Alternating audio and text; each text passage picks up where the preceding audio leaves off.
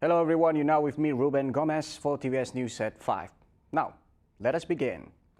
The Sarawak government will establish a new entity called Invest Sarawak to ease and facilitate investors to the state, acting as a one-stop center that coordinates all investors and precondition. I have formed a cabinet which is business friendly.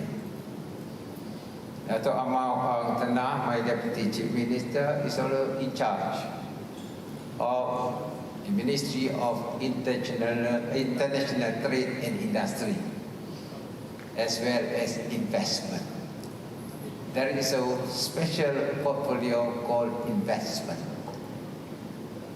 We want to make people to invest in Sarawak easily, easy access, and therefore we are going to establish a separate entity, a body called Invest Sarawak under Dato' Amar.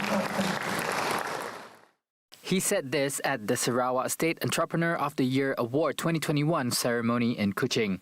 Abang Johari said this will ease investors' affairs to Sarawak with the centre to coordinate all their needs. It is a one-stop center where all the prerequisite requirements will be coordinated by this particular entity. And then that will make people easy to come. The allocation of land, the power, water supply, all these are being coordinated under one body called Invest Sarawak. At the same time, he pointed out that the state was now giving emphasis on the hydrogen economy. We have to balance the demand of environment as well as the demand for our economy to move forward. So our land use policy as well as forestation, including the replanting of forests, and also the idea of carbon trading will be included in our future economic strategy. Abang Johari said that while the government has introduced such initiative to spearhead new directions for the economy, the private sector must also fully engage in driving the growth of the state economy. Chief Minister Datuk Petinggi Tan Sri Abang Johari Tun Openg today paid his last respects to the former Deputy Chief Minister, the late Datuk Simon Dembab Maja. Solemn over the loss, Abang Johari said the Sarawak has lost a true blue Sarawakian. The late Simon was one of the founding members of Parti Pusaka Bumiputra Bersatu PBB, having contested in the first direct Sarawak state election in 1970 representing Parti Pusaka. Parti Pusaka then merged with Parti Bumiputra to form the current PBB. Abang Johari said the late Simon has contributed to the stability of politics in Sarawak in the 1970s.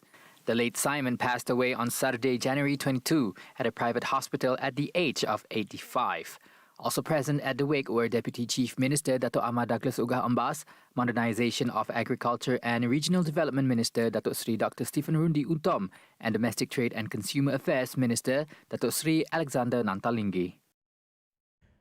Now, Gabungan Parti Sarawak GPS will continue to focus on grooming young future leaders. Its chairman, Datuk Petinggi Tan Sri Abang Johari Tun Openg said the effort was a success, as proven in the last 12 state election, where GPS fielded young faces as candidates. According to Abang Johari, young leaders should be given the space and opportunity to be trained under experienced leaders to gain valuable insights and experience. Tuan-tuan dan puan-puan, apa yang nak saya katakan di sini bahawa kita juga melatih orang muda. Dibuka kita menjadi seorang adul yang muda juga, Ustaz. Dan kita latih supaya pembangunan kita akan berterusan. Early this year, Parti Pusaka Bumiputra Bersatu (PBB) decided to amend its party constitution to pave the way for the establishment of a younger youth wing. The commitment shows that the party wants the involvement of every strata of society to achieve its goal of making Sarawak a developed state by 2030. Now, Gabungan Parti Sarawak GPS is prepared to face with the upcoming 15th general elections. This confidence is mainly attributed to the party's performance during the recent Sarawak state election, where they took home 76 out of 82 state seats. Desas-desus hal PRU ke-15 akan diadakan tahun ini, namanya dah desas-desus. Maka desas dan desus itu saya pun tak tahu bila, tapi bagi peringkat GPS, kita ini bukan bekerja untuk pilihan raya. Datang pilihan raya atau tidak, kita tetap bekerja dan berkhidmat untuk rakyat, negeri dan negara kita. Jadi kita sentiasa bersiap siaga, pilihan raya ataupun tidak. Sebab moto kita ialah berkhidmat untuk rakyat, berkhidmat untuk negara kita. Meanwhile, Fadilah did not disclose whether he will be retaining his seat in the upcoming election, leaving the matter to the top leaders to decide. I don't know. That one is prerogative of our Chief Minister and also Prime Minister.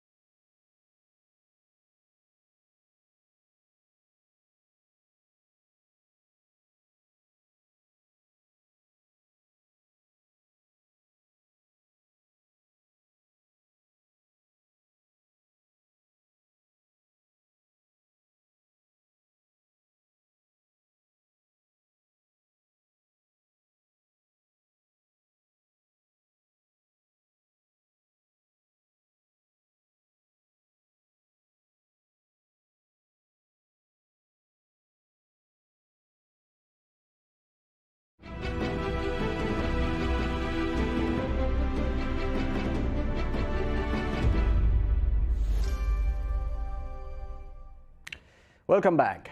Concerns over the effects of booster dose and also COVID-19 infection have resulted in increase in demands for paracetamol in the market. A survey by TVS around Kuching have discovered that most premises selling the medication faced supply issues due to high demand from consumers. Our colleague Burhanuddin Kamel has the report. According to Nur Azmina, the medication is very important to keep at hand, and she said that every household should have it as a precaution. Bagi kami, Panadol tu pentinglah untuk kita ada di rumah. Sebab macam hari ya, kami dapat booster appointment last minute.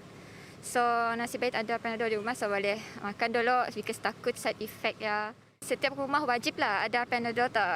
At least sepapan 2 punakil lah untuk persediaan kita. However, for Dayang Nazira, she remarked that the supply of paracetamol at a nearby pharmacy had decreased lately. Bagi kami, bekalan Panadol memang pentinglah, especially untuk siapa-siapa yang kita kira memang perlu ambil booster.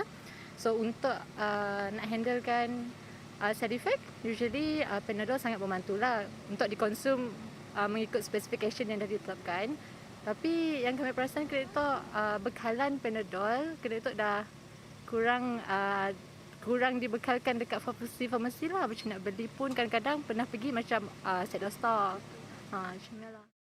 A quick trip to the pharmacy, and we found that the increase in demand was due to the booster dose administration since last year. We also found that this was an issue faced nationwide. Sekarang pembelian Panadol semakin banyak sebab banyak orang pergi ambil booster dose. So mereka ambil sebagai persediaan untuk kalau dia ada side effect macam fever ataupun dia ada sakit dekat tempat yang injection. So mereka akan beli Panadol untuk sedia dululah. Panadol itself also, especially Panadol Active Fast, out of stock for quite a few months already, and it's a nationwide issue. So whenever they see Panadol, they will tend to stock up 5 to 10 strips, just to be safe, because this issue will not be resolved in a short while. Despite such medication could provide instant relief, public health expert Dr. Johnny Pangkas advised the public not to be reliant on such medication unless needed. Jadi saya menasihatkan kalau ada kesan sampingan boleh menggunakan Panadol ini untuk mengurangkan kesan, tetapi jika rasa boleh tahan tidak perlulah mengambil ubat tersebut. Jadi itulah pendapat saya. Tetapi jika tuan-tuan atau perempuan yang mengalami demam yang berpanjangan dikendaki mendapatkan rawatan ke tempat yang rawatan yang terdekat untuk pemeriksaan lebih lanjut. Mungkin bukan disebabkan Brexit atau mungkin ada jangkitan lain yang perlu rawatan atau pemeriksaan yang lebih lanjut lah. Jadi itu pendapat saya lah berkenaan dengan peningkatan penggunaan Panadol ini. A report by Burhanuddin Kamil and Awang Azmel for TVS. And here's what happened in Hong Kong. Hong Kong authorities said on Sunday that one hamster, not any human, hamster, surrendered to the authorities by pet owners had tested positive for COVID-19. This comes after over 2,200 hamsters had been culled as the city grappled to contain an outbreak. On Tuesday, officials ordered the killing of hamsters from dozens of pet shops in the island after tracing a coronavirus outbreak to a pet shop worker. While a handful of hamsters had already tested positive for the virus, the latest case is the first involving a hamster in the care of a pet owner that had tested positive. Despite a public outcry against the hamster crackdown, authorities urged pet owners to continue to hand over their pet hamsters. Some pet owners are unhappy with the killings, with the government describing the outcry as irrational. But Hong Kong's leader Carrie Lam said the biggest priority was to control the outbreak. Some scientists and veterinary authorities have said there is no evidence that animals play a major role in human contagion with the coronavirus. Meanwhile, officials have warned that COVID-19 infections could be growing in the congested residential area of Kwai Chung, as a second building in the district with 2,000 residents was locked down on Saturday for 5 days. More than 35,000 residents in over a dozen buildings in the area were also ordered to take COVID-19 tests. Lam urged people to avoid gatherings ahead of next week's Chinese New Year holidays to try to contain the highly infectious Omicron variant. The situation is testing Hong Kong's zero COVID-19 strategy, with schools and gyms already shut, restaurants closing early, and air travel with many major hubs severed or severely disrupted.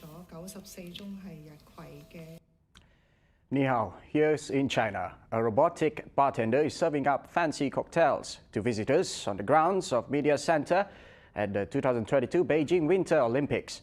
Media members covering the Winter Games can order a drink from the robot, and it takes 70 to 90 seconds for the robot to make a drink. The robot is located in the main dining hall, part of the COVID bubble journalists will be confined to during the Olympics, which start on February 4th. The robot's agile arm can mix more than a dozen types of cocktails, both alcoholic and non-alcoholic. And it takes the robot just 70 to 90 seconds to measure, shake, and serve the perfect beverage. Human bartenders are also on duty to lend a hand if a human touch is ever needed.